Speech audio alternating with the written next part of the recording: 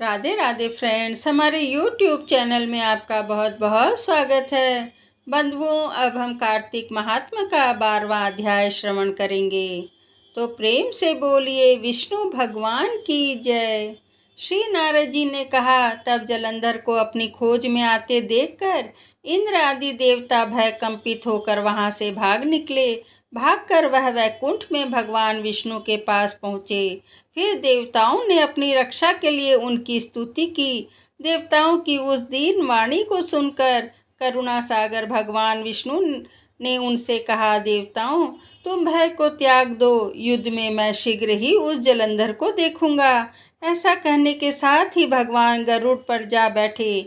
तब देवताओं सहित उन्हें युद्ध क्षेत्र की ओर प्रयाण करते देख समुद्र तनया लक्ष्मी के नेत्रों में जल भर आया और उन्होंने कहा, हे नाथ, यदि मैं सर्वदा आपकी प्रिय हूँ और भक्त हूँ तो मेरा भाई आप द्वारा युद्ध में कैसे मारा जाना चाहिए। इस पर भगवान विष्णु ने कहा, यदि तुम्हारी ऐसी ही प्रीति है तो मैं उसे अपने हाथों से नहीं मारूंगा, परंतु युद्ध में मैं तो जाऊंगा ही, क्योंकि देवताओं ने मेरी बड़ी स्तुति की है। ऐसा कहकर शंख चक्र गदा पद्मधारी भगवान विष्णु गरुड़ पर चढ़े हुए शीघ्र ही युद्ध के उस स्थान पर जा पहुँचे जहाँ पर कि जलंधर विद्यमान था। विष्णु के तेज से कंपित देवता सिंहनाद करने लगे।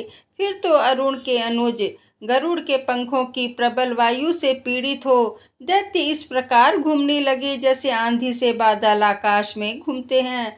तब अपने वीर दैत्यों को पीड़ित होते देख जलंधर ने क्रुद्ध होकर भगवान विष्णु को अद्भुत वचन कहकर उन पर कठोर आक्रमण कर दिया।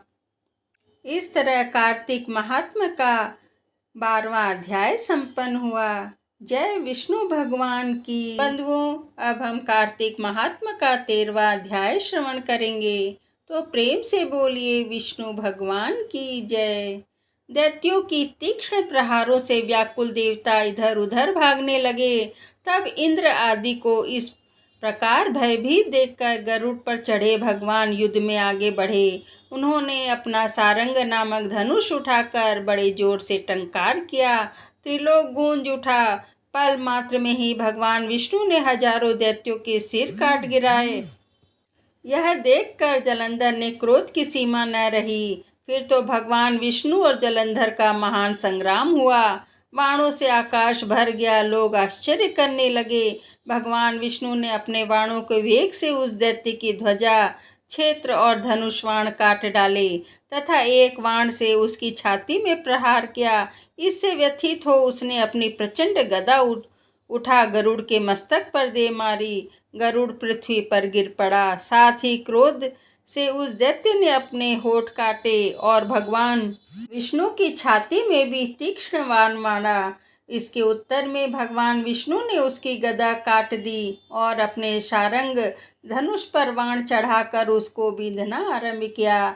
जलंधर भी उन पर अपने पैने बाण बरसाने लगा। उस समय जलंधर ने भगवान को कई पैने बाण मारकर वैष्णव धनुष को काट दिया।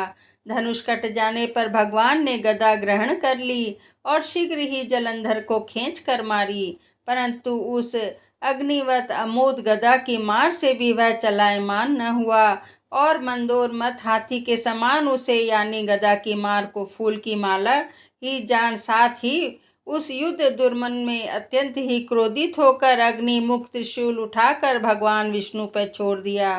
भगवान ने शिवजी के चरणों को स्मरण कर नंदन नामक त्रिशूल से उसके त्रिशूल को छेद दिया।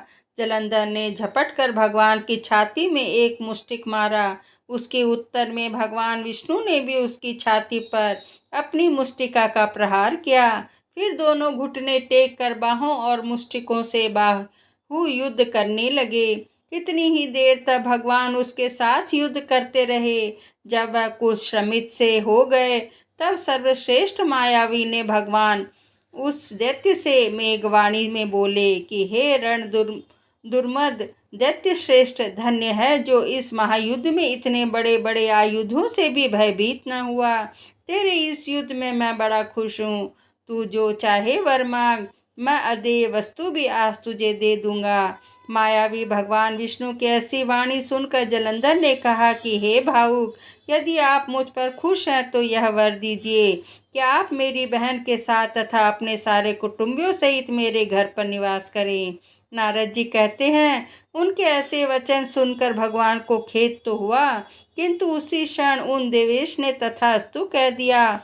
अब भगवान विष्णु सब देवताओं के साथ जलंधरपुर में जाकर निवास करने लगे। जलंधर अपनी बहन लक्ष्मी और देवताओं सहित भगवान को वहां पाकर बड़ा प्रसन्न हुआ।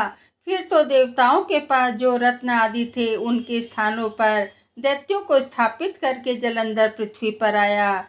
निशुंभ को पाताल में स्थापित कर दिया और देव, दानव, यक्ष, गंधर्व, सर्प, राक्षस, मनुष्य आदि सबको अपनी वशवर्ती बनाकर त्रिभुवन पर शासन करने लगा। उसने धर्मानुसार सुपुत्रों के समान प्रजा का पालन किया। उसके धर्म राज्य में सभी सुखी थे। जय श्री विष्णु भगवान की जय। इस तरह कार्तिक महात्म का 13वां अध्याय संपन्न हुआ।